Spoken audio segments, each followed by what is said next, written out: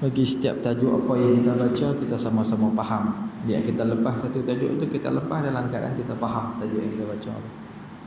Jadi malam ni saya buat, saya bagi matan, saya buat hasyiah dalam tu, dan juga saya bubuh syarah dia. Tujuan saya buat ni satu ya tuan-tuan. Penulisan saya buat ni penulisan kitab-kitab Islam, tapi saya sengaja nak martabatkan sastra Melayu, supaya bila orang sebut kata nak mengaji Islam ni nak kena baca kitab Arab, payah faham, biar martabat bahasa Melayu tu nampak daripada bunga-bunga indah. Masa mengaji pun kita boleh nampak nak seronok, nak berlaku. Saya buat macam tu. Itu tujuan bila saya buat matan yang tuan-tuan ada di tangan tuan-tuan sekarang tu, iaitu dalam bentuk pantun, itu matan. Yang kedua, saya buat syarah dalam bentuk puisi, dalam bentuk sajak. Yang ketiga, kalau hasyiah saya buat dalam bentuk hikayat ataupun cerpen. Semuanya tajuk dah yang tular lah kita akan bincang. Kita tengok dulu pantun, kita tengok matan. Bismillahirrahmanirrahim. Qada dilansai, hajat digali, selindung dehem tinggung ke kiri. Tidak terkentut di tempat suci Kaabah dan Aqsa, biar menyisi. 4 baris ini dah memberi faham tentang peraturan berkaitan dengan qada hajat, berkaitan dengan hukum qada hajat. Qada dilansai, hajat digali. Maksud qada ni, kalau kita terasa nak buat satu benda, kita tak boleh buat lala tu, tapi kita buat di luar waktu, maka itu disebut sebagai qada. Kalau sembahyang zuhur dah buat waktu asar, nama dia qada. Tapi kalau kita buat dalam masa yang kita nak kena buat, itu nama dia adaan, tunai. Qada pun tunai juga, jangan silap. Qada tu makna tunai, tapi qada tunai di luar waktu, adaan tunai di dalam waktu. Qada dilansai, hajat digali. Maksud kalau kita nak selesaikan apa keinginan hajat kita, nombor 1 yang kita kena selesaikan, bila najis tadi, jangan langsung terdedah depan khalayak ramai. Andai kata tak ada tandas, andai kata kita pergi mana-mana tempat tak ada belik air, tak ada, maka kita kena usaha, kena gali. Dengan maksud jangan membiarkan najis tadi terdedah. Terdedah dengan maksud sekalipun najis tadi terapung. Ini saya hurai matan dulu, kita tengok syarah. Kemudian selindung dehem ni maknanya apabila kita nak selesaikan hajat tadi, habis satu baris, masuk baris yang kedua, selindung dehem ni namanya istibrak. Sunat kita berdehem. Berdehem di sini dengan maksud bukan dehem macam kita duduk berdehem tu. Kita nak bangkah. Ada kan macam tu. Dan bukan juga dehem daripada dada. Tidak.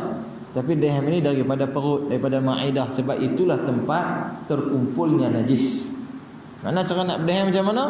Tahan nafas, kumpulkan semua di perut, tekan perut. Bukan tekan dengan tangan, tekan dengan nafas tu lah. Baru dia rasa di kemaluan tu. Itu maksud istibrak, berdehem. Tinggung ke kiri juga dengan maksud kalau kita nak qada hajat, kita memberatkan di sebelah kiri, dan segala benda apa pun kita kena kaitkan dengan belah kiri. Sebab apa kiri? Kenapa tak kanan? Andai ada orang tanya kita, ustaz, kenapa mesti belah kiri? Kita kata pasal kiri itu benda tak elok, kanan tu benda elok. Habis tu kenapa masuk tandas pun kena kaki kiri, sedangkan kaki kanan tu sama buruk dengan kaki kiri. Kalau sama-sama lebam, sama-sama kotor, tapi kenapa kena masuk kaki kiri? Maka ulama memberi jawapan. Dan kalau ada orang tanya kita kenapa masuk tandas nak kena kaki kiri, kita jawab kaki kiri sifat fitrahnya lemah, kaki kanan sifat fitrahnya kuat, cergas. Sebab itu bila khatib membaca khutbah, dia pegang belah kiri. Nak habaq kepada non-Muslim, bukan kami nak lawan hampa sebagai orang Muslim, tapi seandainya agama kami yang kacau, daripada arah yang lemah, kami akan tukar ke arah yang gagah, yang kuat belah kanan. Itu letak belah kiri, jangan letak belah kanan, tuan kan? Masuk tandas dengan kaki kiri. Maksudnya apa? Nak masuk dengan kaki lemah supaya jangan masuk tu dalam keadaan seolah-olah nak masuk tu semangat nak masuk. Masuk dalam keadaan perlahan-lahan seolah-olah tak mau masuk. Dan kalau masuk nak keluar cepat-cepat dengan kaki kanan. Itu maksud dia. Itu maksud sebenar Allah Ta'ala nyatakan kanan dan kiri. Apa sih kita tengok syarah, kita tengok hasiah. Tidak terkentut di tempat suci. Semua tempat yang ada kaitan dengan najis tak boleh kita lepaskan di dalam tempat suci termasuk masjid. Mana kalau kita duduk dalam masjid terasa nak kentut tapi sengaja, kok boleh lari keluar tapi dia sengit belah kanan, dia lepas angin pelan.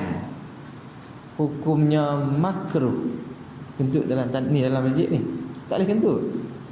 Jangan duduk silap. Maknanya apa saja yang melibatkan benda yang kita kata hina dari sudut najis, dari sudut kekotoran, maka jangan kita letakkan pada masjid. Termasuklah kalau kita tengah semayang, kita ternampak tahi cicak, ataupun sebelum semayang kita nampak tahi cicak, kita tangguh buang tahi cicak tu, hukumnya haram. Kita kata ada siap tanggungjawab dia bekerja untuk pastikan najis-najis keluar. Tapi sekarang ni Allah Ta'ala letakkan najis itu depan mata kita, maka taklif hukum tu untuk kita menghilangkan najis tadi. Sebab najis tak boleh ada di tempat yang suci dalam masjid. Kalau kita tangguh buang najis, hukumnya haram. Yang ketiga. Yang keempat, Kaabah dan Aqsa biar menyisi. Ni kalau kita tengok tandas-tandas di masjid ni semua faham, semua mengaji lah. Tandas-tandas di masjid. Tapi kalau di rumah ni, kalau cik lawan cek lah, dia tak kira dah. Kira dah. Masjid cakaplah saya pergi masjid betul 4, masjid betul 6, masjid betul 8, masjid tanduk semua. Tak jumpa lagi lah hak mengadap. Pasal apa? Dan memang masjid tu tempat nak mengadap kiblat. Jadi depa nak buat tu dah pesan dah. Tapi masa nak buat rumah kampung dia boleh jaga lagi. Rumah kampung dia boleh jaga. Tak rumah taman tu tak dia nak jaga. Dia tak tahu lot mana dia nak beli. Kena lot tu masuk-masuk layak mengadap kiblat. Masuk-masuk mengadap. Masuk-masuk layak membelakangi kiblat. Ini ada larangan daripada baginda Nabi SAW. Maknanya Kaabah dan Aqsa ni biar menyisi, mesti duduk di sebelah tepi kita. Tak boleh duduk menghadap ke arah Kaabah dan Aqsa. Belakang pun tak boleh lah. Maksudnya jangan membelakangi kiblat, jangan mendepangi kiblat. Itu maksud tu sebenar. Sebab arahan Nabi ni kepada para sahabat ketika duduk di Madinah, kepada Mekah di hadapan, kepada Aqsa di belakang. Maka tak boleh depan, tak boleh belakang. Maksudnya jangan membelakangi kiblat, jangan mendepangi kiblat. Persoalan, kalau kita kencing dalam tandas, macam mana kalau dah tandas tu memang buat macam tu? Ada syarat-syaratnya. Selagi mana kita nak belajar, kita jangan ambil mudah. Sebab ada setengah orang mendakwa kalau tempat tu tempat najis, tempat tu memang tempat tandas, boleh kita nak ngadap belah mana pun tak apa. Berhati-hati dengan jawapan macam tu. Sebab dia tak letak syarat. Sedangkan ulama' meletak syarat. Kalau tandas di rumah kita tu menghadap ke arah kiblat, syaratnya mesti di antara pintu dan dinding dengan dada kita tidak melebihi 4 hasta. Itu syaratnya. Maknanya tutuplah pintu tu. Jangan duduk terpelahang tu sampai antara kita nak ke dinding bilik ayak tu. Nah, jadi kita dah nampak sekarang ni macam mana nak qada. Tapi kalau nak hurai dengan matan ni pun dah boleh hurai panjang. Tapi saya sengaja nak letak situ syarah saya, dan tuan-tuan tengok macam mana saya buat syarah ni. Apa pula tuan-tuan nampak gambaran tentang qada hajat. Syarah dalam bentuk puisi, dalam bentuk sajak. Berdoalah mengirikan bekalanmu, bersunyilah meninggalkan rakanmu. Biar perlahan-lahan ke bawah dan tertimbus. Beralas lalu menutup, mengusap di penjuru, melurut-lurut ia, bukan di lapang secara tertunda. Berdoalah menganankan pakaianmu, bertegaslah membakarkan musuhmu.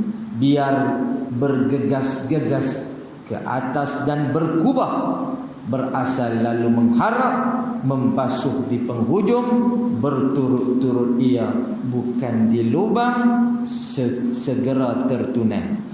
Demikian pada rantaian kaca butiran permata antara perjalanan Isra dan penghijrahan baginda. Juga cerita tentang peristiwa qada hajat. Kita tengok apa yang kita nak kena syarah. Yang pertama sekali berdoa. Sebelum kita masuk tandas ni kita kena baca doa. Tapi saya nak bagi dulu ni, nak bagi nampak dulu. Bukan masuk tandas tu kena baca doa. Tuan-tuan kena ingat, bukan kita masuk tandas tu kita baca doa. Tak betul ya tu. Dia masa nak duduk qada hajat tu kena baca doa. Bukan masuk tandas. Pasal Nabi baca ketika Nabi duduk, nak buang najis tu Nabi baca. Allahumma inni a'udzubika minal khubusi wal khaba'ith. Jauh daripada syaitan jantan, syaitan betina. Bukan masa nak masuk tandas. Tak kisah hurai dulu, tapi nak kena nampak yang tu dulu. Sebab yang dimaksudkan kita nak masuk tandas tu, adakah kita terus nak buang najis ataupun kita nak buat benda lain? Kita kadang-kadang nak sidai tolong, nak angkat macam-macam, nak ambil cebok. Jadi baca tadi tu tak kena dengan tempat yang syaitan duk tunggu tu. Soalan tanya, Ustaz, pasal apa syaitan tunggu di tandas? Syaitan ni dia tak mau tunggu tandas.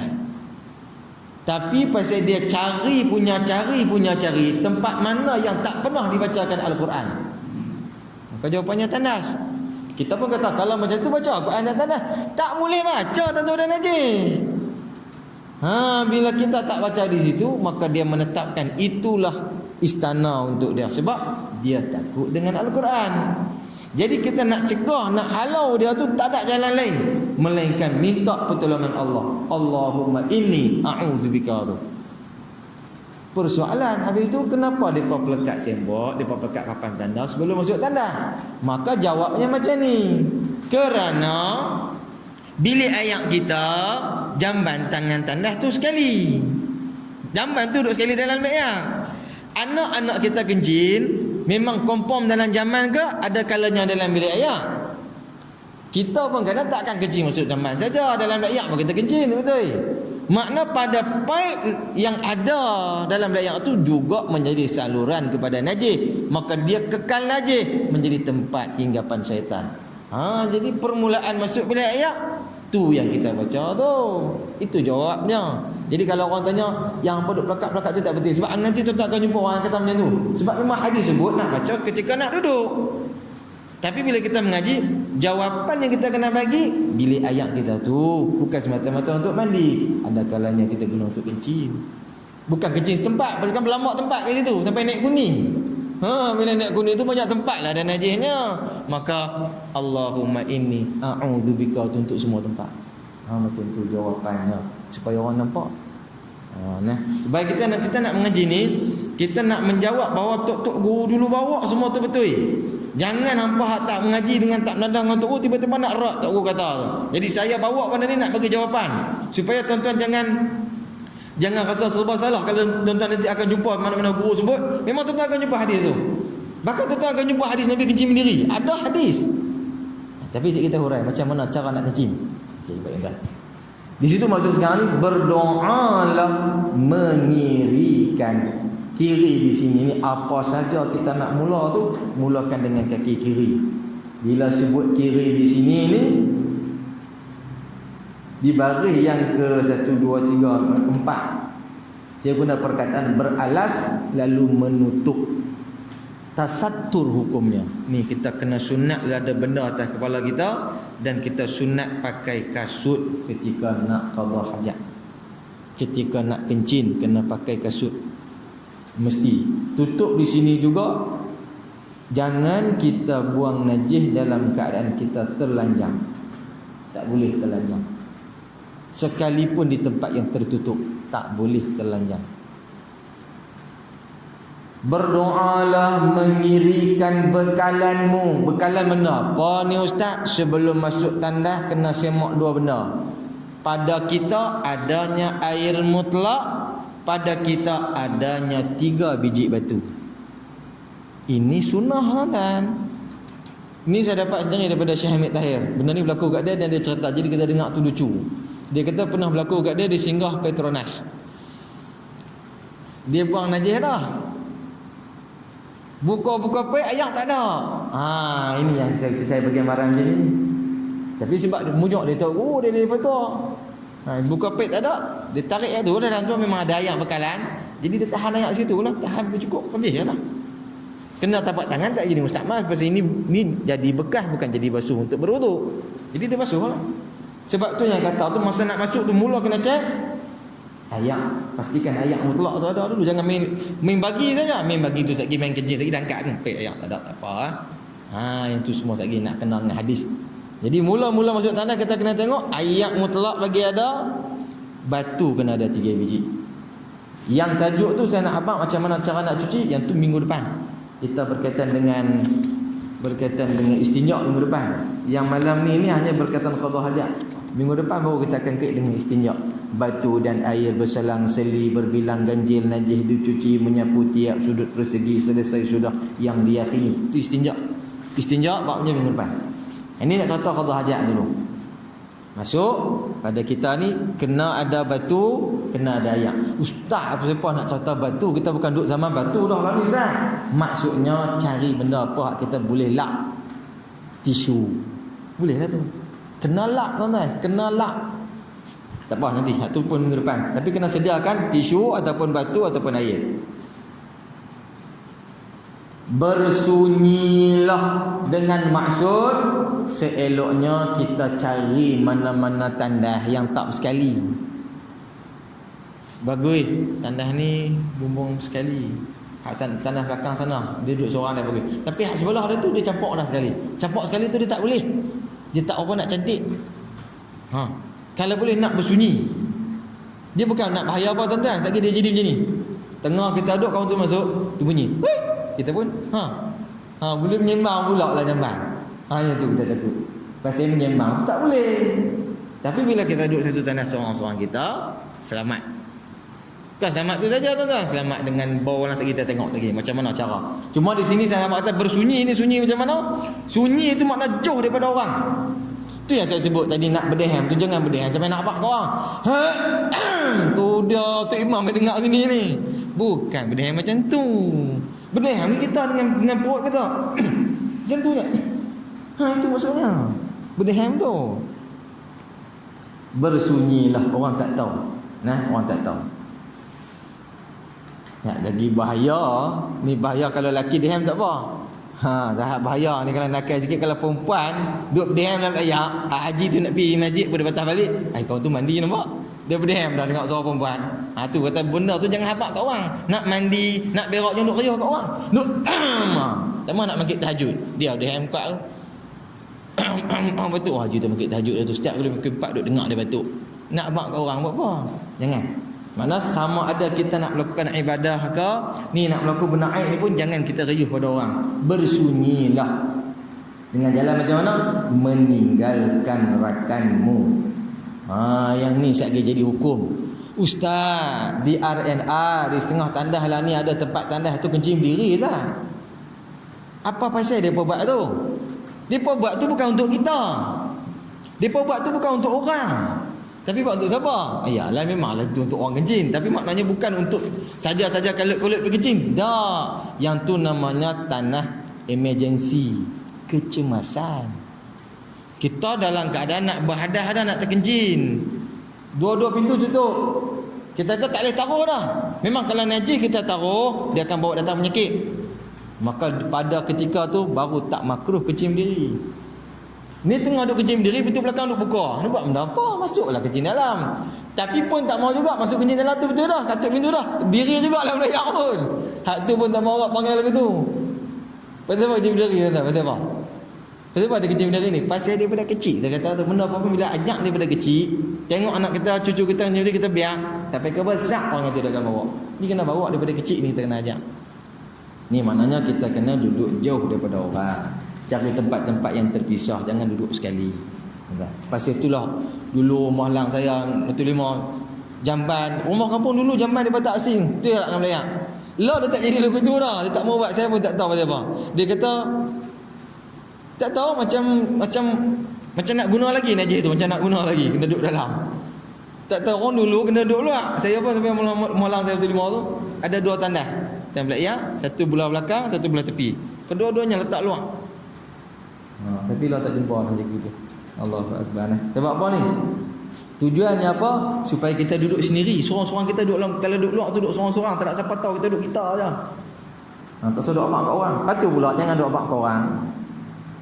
Bila dah buang najis tu, bersunyi-sunyi tu, jangan sampai orang tahu hang makan petai. Flash terus lah. Dia taruh nak pergi banyak dulu. Siapa ajak tu? Dan kalau kita berak, tu najis turun, jangan duk biar dia terapung tu, cerok terus. Tak biar dia sat gitu pun cerok pula. Dia taruh tu semua satu belah yang tahu petai ni petai ni. Tak petai buah macam. Itu maksud tu. Jangan taruh najis. Nah, itu makna kita jangan maklum pada semua orang kata kita berada dalam tanah tadi. Kemudian saya sambung dengan biar perlahan-lahan ke bawah dan tertimbuh-timbuh. Tu timbul najis masa saya abang tadi tu. Biar perlahan-lahan tadi ni dengan maksud kalau kita nak duduk, kita kena tengok nah. Nak duduk untuk qada hajat ni kena ikut sunnah Nabi sallallahu alaihi wasallam. Perlahan-lahan di sini ni kata kita kena kaki kanan kita tegakkan, kaki kiri kita pacak. Mesti kena macam ni. Qada hajat macam ni. Kemudian kita tukar. Tukar ni untuk apa ni? Untuk pergi habis lepas kita berhem. 3 kali buat. Ini sunnah. Sunnah macam ni. Tapi tak duduk ni tak boleh nak buat apa lah. Nak buat macam mana kita nak cepat. Kencing diri ada dalil tak? Kita ada. Wal as demi masa. Pula. Masa tu kencing diri kita. Demi masa kita cepat. Jangan tuan-tuan. Nah itu maksud saya tu. Biar perlahan-lahan masa kita nak turun duduk tu kita duduk dengan pelan, maka adab kita pada masa qada hajat tu. Ini kita kena tahu. Lepas kita jaga dada jangan menghadap ke arah kiblat, kita nak ambil yang paling atas. Mula-mula kepala. Jangan memusing-musingkan ke kanan dan ke kiri. Maksudnya apa tu? Dia akan jadi melambatkan proses duduk dalam jamaah tu, jadi lambat. Pasal kita nak pergi cepat-cepat. Jangan sampai duduk sedia pula sok kabak dalam tandas. Pasal itu tempat syaitan, jangan kita berlama di situ. Pertama, jangan toleh kanan kiri, makruh. Yang kedua, mata jangan pejam. Bila pejam mata, boleh bagi hati ni payah nak ingat Tuhan. Tengah berak dia pejam. Dalam kitab besar tak bagi pejam mata. Jangan pejam mata kita ke qada hajat. Kemudian mata jangan melihat najis. Satu, ada kira pula. Jangan melihat najis. Jangan melihat kemaluan sendiri. Itu haram. Sengaja tu haram, tak boleh. Maka mata kita tadi ni macam mana? Melihat satu arah ke kiblat. Ustaz apa sampai nak berak protokol macam tu? Sebab nak buat kerja ni nak ikut sunnah nak masuk syurga. Nak masuk syurga bukan mudah, syurga tu tak boleh dibeli dengan ringgit. Kena bersungguhlah baru jadi orang yang ada disiplin dengan agama. Itu. Maknanya kita mengaji ni kena buat yang mana dah maklum dah dan mana buat dah teruskan istiqamah kan. Maksudnya kita duduk tu kita menghadap satu arah saja. Macam tu kita sama. Kemudian maknanya bila kita menghadap satu arah tu maknanya kita dah otak kita tu tak ada lain lah. Kita semata-mata nak berak tu nak buang najis, nak selesaikan najis di situ. Beralas maknanya kita kena pakai kasut dan lalu menutup, kita jangan telanjang, kita kena ada kepala, kena ada benda atas kepala. Kalau tak ada lebay ambil cebok tanah ada, semua tanah ada cebok. Ustaz, bukan semua cebok pegangnya tu, ada setengah cebok pegang tengah. Dah pegang tengah tak payahlah cabut. Carilah kain tola letak. Ustaz, tola tak ada. Baju pakai, buka kancing baju ni tarik naik. Ustaz, tak ada. Hang pakai. Ambil hak bawah tu tolak naik. Sampai terah tu mana apa. Tapi takkan tak nak bikat lagi, nak suruh apa ni? Nak ikut sunnah Nabi sallallahu alaihi wasallam. Jangan bagi alasan bila kita nak buat ibadat tu, jangan bagi alasan, kita kena berusaha. Nah, tuan-tuan. Kerana apa? Kerana dengan jalan tadi syaitan akan bertenggek pada kita. Kita tak mau langsung kalau nak jauh daripada syaitan ni. Habis itu ustaz dah kata syaitan tenggek, bukan tadi kita baca doa lah kau. Dia baca doa syaitan, mestilah syaitan dah lari dah. Jawab keadaan macam ni. Berapa kali hang doa untuk anak-anak lulih Pak Isa? Berapa orang lulih? Semua gagal. Pasal doa bukan mustajab. Doa tu bukan mustajab lagi. Doa tu mohon dulu, usaha kena buat juga. Saya kata doa, saya kata syaitan tak ada lah kot. Jangan duk logik macam tu tuan-tuan, tak boleh. Jadi kita memang kena berdoa, berusaha sebagaimana Nabi SAW suruh berusaha. Mengusap di penjuru, yang ni maksud dia macam ni tuan-tuan. Kita ni najis tadi ni, kalau betul ini saya guna ni cara mengaji kitab lama. Sunat tangan yang kita gunakan untuk pegang kemaluan dan najis tadi, kita gosok pada tanah, di penjuru tanah tu. Pasal apa kena gosok? Itu yang Nabi SAW buat. Kena gosok. Jangan duk gosok di dinding rumah, di mozaik tu, pakai hitam tu lagi dinding. Ni maksud tanah tu, penjuru di sini ni penjuru tanah. Balik pada tanah, bukan pada mozaik, bukan pada simen. Nah, jangan silap macam tu. Makna nak ambil sunnah lagi, saya nak abang sunnah ya. Pakai kepala, pakai kasut, gosok, usap semua di tanah. Yang melurut-lurut ia, maknanya nanti lepas saya sebut sekali lagi, di bawah daripada buah zakal kita tu, kita kena gosok sedikit. Gosok dengan jalan tekan, dengan jalan tekan. Kita tekan tu supaya keluar habis air kencing tu. Tu maksud. Bukan kita gosok pada dia, bukan kita gosok pada batang kemaluan tu, bukan. Bawah buah tu. Gosok di situ tempat puncanya, bila kita pun di situ. Tekan sikit di situ. InsyaAllah selesai. Tapi kalau kita duduk macam sunnah tadi pun dah selesai dah. Kencing dah keluar semua dah, habis. Melurut-lurut ia, bukan di lapang. Maknanya jangan pindah tempat. Dah berak tentu hampir pindah duduk talim pula, ataupun pergi duduk basuh kat luar pula, ataupun tempat orang ramai boleh tengok kita duduk basuh najis. Itu tak boleh. Jangan.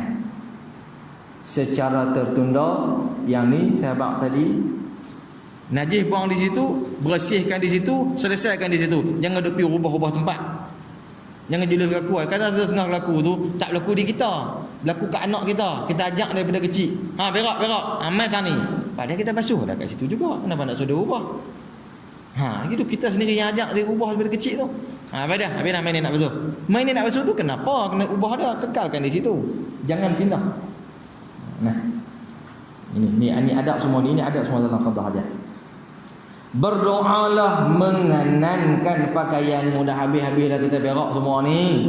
Sebab apa tuan-tuan? Ni kita nak keluar pula, habis dah. Kita nak kata nak keluar. Nak keluar menganankan pakaian. Mula pakaian kita nak sarung, kita nak pakai, kita nak letak, semua kita ambil belah kanan. Dengan doa kita keluar pun belah kanan. Ghufranakal hamdulillahilladzi adhaba 'annil adha wa 'afani. Panjang Ustaz. Hadis sebenarnya sebut ghufranak. Mohon keampunan darimu wahai Tuhan. Ghufranak. Ampunilah aku wahai Tuhan. Kenapa kena minta ampun? Sebab kita ni kadang-kala yang pertama kita cuai dengan najis. Kadang-kala kita berlama-lama dengan najis. Kadang-kala ketika kita berak tu kita lupa Tuhan. Yang tu dari segi batin. Ada kalanya ketika mana orang tu dia buang najis, sebenarnya ketika mana dia buang najis tu adalah najis daripada makanan-makanan yang dia makan tu haram. Dengan makanan contohlah dia minum arak, atau dia makan babi ke apa dalam perut, dengan jalan dia berak ni kosong dah perut dia. Ghufranak. Aku janji tak buat dah makanan haram masuk dah badan aku dah. Ghufranak. Ya Allah, ampuni dosa aku. Itu maksud dia. Kita mulakan dengan berdoa. Juga doa tu ketika mana? Ketika kita bangun, selepas kita basuh tu kita bangun. Ghufranak. Ustaz, bolehkah baca doa dalam jamban? Ini kadang setengah kita tak faham. Yang dimaksudkan jamban di sini ni tempat yang bila ada najis. Tuan-tuan masuk dalam satu tandas, tanah tu bersih, tak ada apa najis.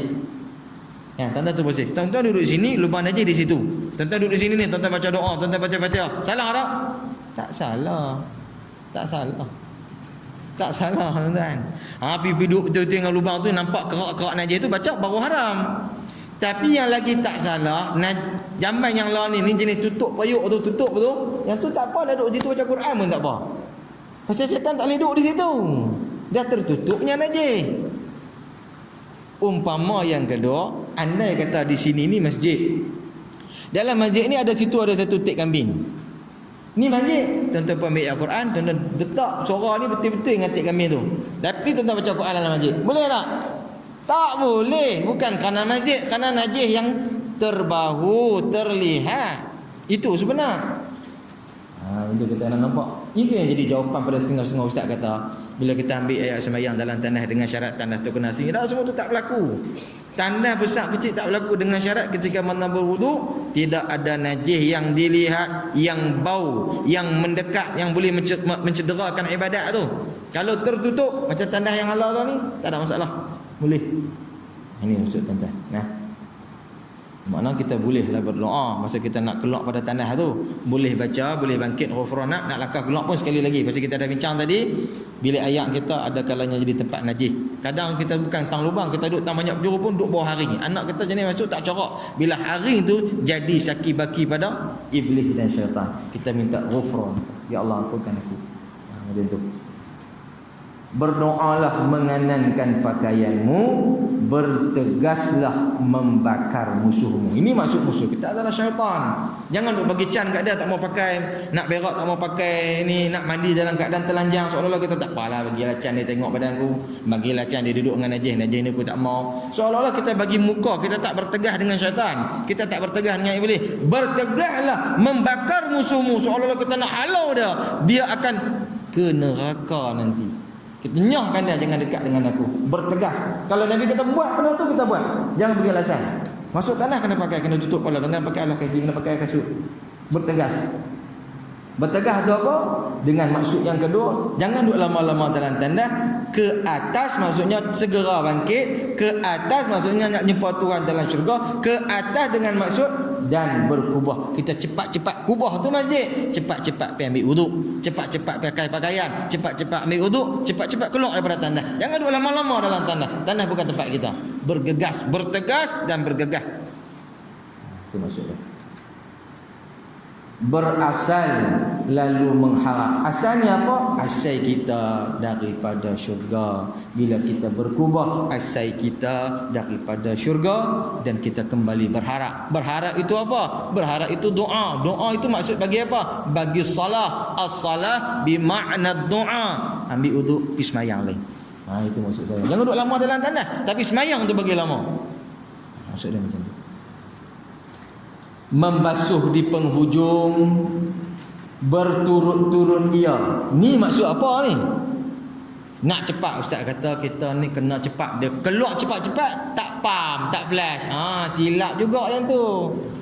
Ceklah dulu tang mana ada najis hang tadi, clear kan? Tani okey, tani aku tak najis, tani aku ludah aku corak dah. Bersih macam mana asal hang masuk tadi bersih, bagi bersih balik. Bertanggungjawab. Kadang setengah belayak pergi rumah kenduri kepada depa ludah tu. Kita pijak melekek. Tu tak tanggungjawab dah tu. Dia ludah tak cerak. Jenis tu yang tak mau Islam tak bagi. Saya bubuh dalam kitab saya ni nak abang kata tang mana hang berak, tang mana hang basuh, clear macam mana asal dulu hang asal tadi masa mula masuk, bersih. Hang bagi asal macam tu. Itu kita bertanggungjawab dengan apa yang kita buat. Bukan di lubang, bukan di lubang ni saya maksud tadi tu saya urai kata tuan-tuan lah. Bukan semata-mata cek kat lubang tu saja. Tak mana tempat kita ludah, tak mana tempat kita kecing, kita cek semua. Bukan semata tang lubang tu saja. Semua satu belayak tu kita buang najis, tak mana kita cek semua. Segera tertunai, buat cepat-cepat. Demikian pada rantaian kaca, butiran permata. Nampak macam susah, tapi sebenarnya yang ni semua adalah permata daripada yang habis saya sebut semua ni, permata daripada sunnah Nabi. Apa berlaku? Antara perjalanan Isra ni pergi mana? Isra ni ke Masjidil Aqsa dan penghijrahan Madinah. Hijrah ni ke mana? Ke Mekah. Jadi dua tempat ini ni menjadi sumber perjuangan kita. Bila masuk tandas kena pakai kepiah. Masuk tandas kena ada doa. Tapi jangan bagi sama dengan ibadah. Sebab apa? Ibadah masuk dengan doa, pakai kepiah, khalan surah, serban imamah tu, tapi menghadap kiblat. Yang ni tidak menghadap Aqsa, tidak menghadap ke barat kiblat. Bagi ada beza di antara buang najis dengan beribadat. Itu seringkah lalu tentang syarah. Ini kita tengok hasyiah tuan. Uraian tu juga. Tapi bila kita baca hasyiah, nampak apa saya cerita pasal syarah. Urai syarah, nampak saya baca matan. Pasal apa buat matan? Bagi senang hafal. Qada' bilansai hajat digali. Senang. Itu tujuan saya ceramah tu. Senang apa itu, ingat poin ni saja. menunaikan usaha yang dirancang sebagai seorang hamba yang patuh pada janjinya buat Tuhannya, biarpun nanti telah terkeluar dari masa yang sepatutnya, untuk menjadi bahan atas penanda aras bagi nikmat kesihatan yang diberikan tanpa ubat. Kita berak tu tuan-tuan, jangan rungut. Berak tu tanda sihat. Ada orang tuan-tuan tak berak sampai sakit perut. Ada orang tuan-tuan sampai tak berak ni, sampai kena bubuh saluran sebab nak berak. Kita berak tu kita jangan rungut. Masa duk berak tu ingat ni nikmat. Ada orang jauh lebih teruk pada aku lagi, hak tak boleh berak macam tu. Nikmat tu sebenarnya. Bila kalau kita tahu itu nikmat daripada Allah, jangan sekali-kali kita kufur dengan jalan kita tak mau ikut sunnah yang saya tuan-tuan banyak-banyak ni. Turun satu-satu najis tu, ya Allah, lega najis aku ni, elok aku ni sihat, aku kena beribadat pada Allah, tanda kita syukur pada Allah. Jangan kerana kita buang najis kita rasa macam mana tu tak ada apa, macam lumrah, lembu pun buang najis, binatang pun buang najis. Kita manusia, kita ada iman. Untuk terus mensyukuri dengan dikembalikan nikmat itu kepada pemiliknya. Kembalikan semua kepada pemiliknya dengan maksud supaya kita buat apa benda tadi Allah Ta'ala setuju dengan perbuatan kita. Pasien jenis orang hak jenis suka kencing diri, pasien jenis orang. Nabi SAW saya sebut tadi, kencing berdiri tu hanya satu tempat. Tu pun sebab tak boleh duduk di tempat sampah. Nabi pergi kencing di tempat buangan sampah. Tak duduk di situ pasal sampah, tempat kotor. Nabi kencing berdiri. Sekali tu nak abang hukum supaya ulama kata bila ada kalanya Nabi berdiri boleh letak hukum bukan wajib kencing duduk. Kalau Nabi tak pernah berdiri, boleh jadi akan ada ulama yang kata kencing duduk itu wajib. Jadi sengaja Allah letak hukum Nabi kencing, tapi di tempat yang ada najis, tempat yang kotoran, sampah-sampah. Dan bukan daripada para pengeluh yang kini berperang dalam kesakitan atas kekufuran yang semakin bertambah. Orang yang mengeluh dengan Tuhan, hak buat lagu ni dia tak puas hati, hak buat lagu ni dia tak puas hati, tu kerja tak bersyukur, awak Tuhan buat aku hidup macam ni, anak aku macam ni, keluarga aku macam ni, duit aku macam ni, kerja aku macam ni. Duk mengeluh dengan Tuhan tu. Dia mengeluh tu bukan dia buat apa-apa, dia mengeluh tu sedang duk terima lagi azab. Pasal kufur. La in syakartum la azidannakum wa la in kafartum inna azabi lasyadid. Hang kufur lagi Tuhan duk tambah. Dia lagi duk mengeluh, lagi dia sakit. Bukan lagi mengeluh, lagi bahagia. Jangan silap. Kita sepatutnya mau syukur, mau sabar, barulah nikmat tu kita dapat. Ni maksudnya lah. Kerana sedikitnya titisan keinsafan, titisan ni dengan dua maksud. Kalau nak hurai tasawuf, sebab orang hak tadi tak syukur tu pasal dia kurang menangis depan Tuhan ketika dia beribadat. Titisan dengan maksud kedua, bila dia berak, bila dia kencing tu, dia buat benda yang tak ikut peraturan. Pergi meleleh rata-rata, pergi kencing kat dinding, pergi di pokok. Dia ada tempat-tempat yang kita tak boleh kencing. Dalam takungan ayak tak boleh, tak boleh kencing dalam api. Ni apa dia sebut juga. Tak boleh kencing di tempat yang pokok, tak boleh kencing tempat orang-orang duduk berbincang. Tapi kalau dalam kitab lama sebut, kalau tempat tu orang gunakan untuk buat maksiat, harus pergi kencing di situ. Kita tahu situ orang melepak main gitar tu maksiat, haram, harus kencing di situ. Nah, itu dalam kitab sebut macam tu. Tapi kalau kita tahu tempat tu orang berbincang, orang musyawarah, sengaja kita pergi buang najis situ, itu haram. Kita tegak, tak boleh, dilarang. Yang berterusan ataupun letupan perlahan pada angin-angin yang mendukakan. Letup dengan makna tasawuf ni, orang bangun tahajud, dia terkejut dengan bunyi jam, dia bangkit dah nak ibadat tapi dia tak bangun sembahyang. Tapi dengan makna fiqh kita saya sebut ni, letup di sini dengan makna kentut. Letup tu dengan makna kentut, baca dua. Bila baca hasyah ni kena baca dua. Satu ke arah tasawuf, satu ke arah tajuk fiqh yang saya bincang ni. Maksud kentut di sini ni, kentut kita tu bagi malu. Dan dalam satu hadis sahih, jangan kita mentertawakan orang yang telah kentut. Dia kentut kita gelak. Gelak tu Nabi marah siapa gelak orang kentut. Hadis sahih. Jangan gelak. Kentut tu dia pun tak mau. Tapi bila berlaku keadaan, jangan kita gelak. Tapi kita boleh bagi amaran. Hang kalau nak rasa tak kentut, hang kena lari pada masjid ataupun duduk jauh pada kami. Pasal kentut tu benda tak elok, benda yang mengaibkan hang. Kita yang dengar tu jangan kita tertawa. Ada hadis melarang kita menghina dengan mentertawakan orang kerana kentut. angin-angin yang mendukakan bagi setiap impian terhadap keadaannya, yang membatalkan batal tu bila kentut tu batal solat, membatalkan selain dinyenyakkan, selain batal solat tu dengan jalan tidur dahulu adalah merupakan sesuatu yang tidak pernah dirancang. Orang kentut ni bukan dia teringin, bukan saya saja dia nak kentut. Tapi kalau benar ni tak berlatih, kentut ni tak lari, dia jadi beat juga. Dia kena bila rasa nak kentut kena lari pada orang. Kalau jenis ni melepas ya, dia jenis tak kisah. Sampai peringkat orang main picit telinga, orang gosok day pun dia kentut dah. Hei, kejut pun kentut. Berterau tu pada orang. Pasal dia dah biasa macam tu, dia tak malu dengan orang dah. Patut nak rasa kentut tu kita lari. Tapi kalau dah kata penyakit sangat ni pun usaha seusaha mungkin supaya jangan kita mengaibkan agama dengan jalan hang kentut tu, hina jalan dia, mudarat jalan dia, mengaibkan, memalukan jalan dia. Begitupun bagi binatang pula merupakan suatu keperluan terhadap makanan dan minuman pada sumber alam yang berkait rapat dengan air, tanah, angin, api. 4 benda ni kita tak boleh berak, kita tak boleh kencing. Kita pergi bakar api banyak-banyak, kita pergi berak dalam api tu, tak boleh, haram.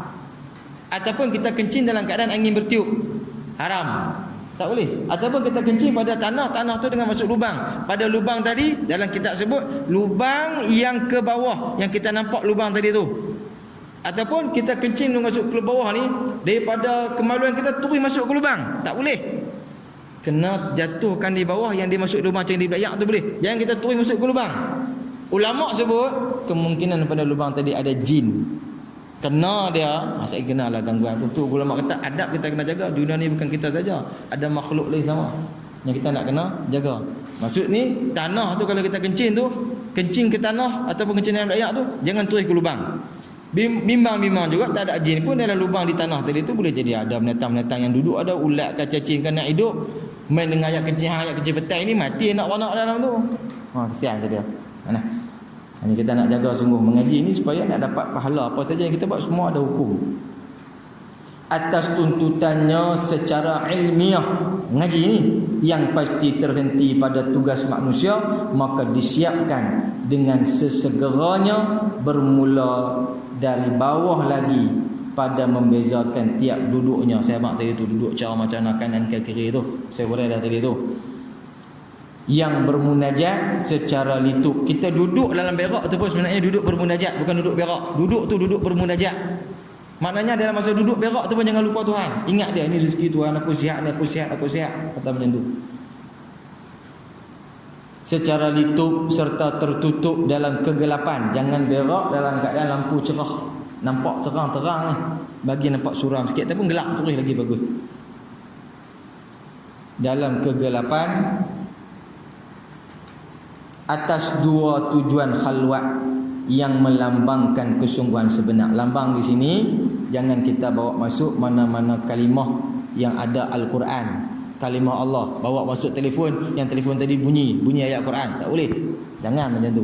Ataupun kita ada pakai logo yang ada nama Allah Muhammad, kita tanggalkan dulu, jangan masuk sekali. Tanda penghormatan kita pada syiar lambang Islam ni.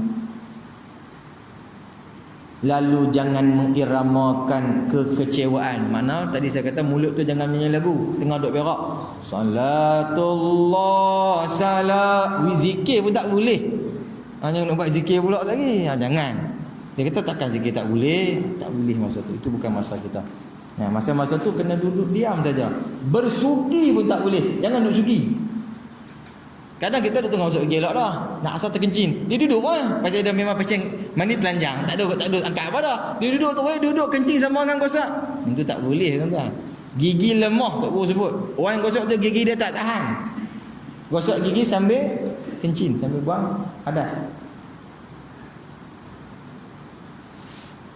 Jangan mengiramakan kekecewaan biarpun sekadar hembusan keluhan ataupun memandang remeh atas kesilapan yang terampuni itu, agar tidak pernah jemu untuk mengarahkan perjalanan berikutnya agar setia menuju ke kiblat.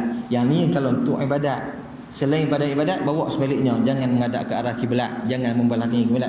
Yang kedua tu maksudnya kiblat yang pertama Masjidil Aqsa, kiblat yang kedua Masjidil Haram. Beribadat di Masjidil Haram gandaan pahalanya 100,000, ibadat di Masjidil Nabawi 1,000 saja. Itu ada hadis itu. Iaitu di antara keutamaan buat hamba sebagai permulaan atas faksi sebuah pendakian terhadap keseluruhan tanah-tanah di bumi. Kita boleh guna tanah-tanah ni, kita nak kecinta mana pun kita boleh guna. Tapi pastikan kita bertanggungjawab dengan setiap najis apa yang kita buang tu, kita kena bersihkan semula. Baik, kita berhenti sini. Ada apa persoalan?